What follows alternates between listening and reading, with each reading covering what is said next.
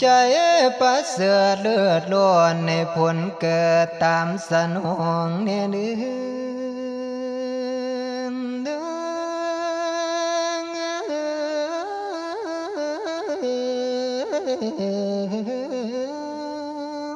ความหมุนหมองให้หายหนีความลาเคียให้หายไป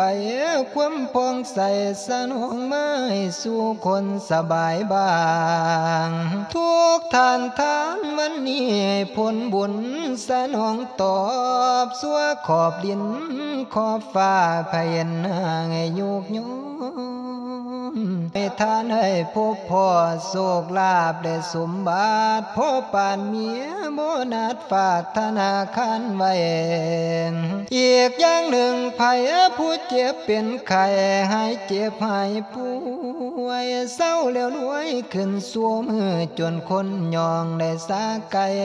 พระอาจารย์นั้นธนากรกาสิขอบอกให้ถึงญาติมิตรญาติธรรมไปว่า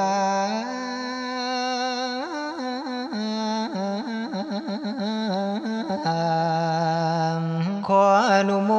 ทนาบุญขอบพระคุณได้ขอบใจได้เด้อ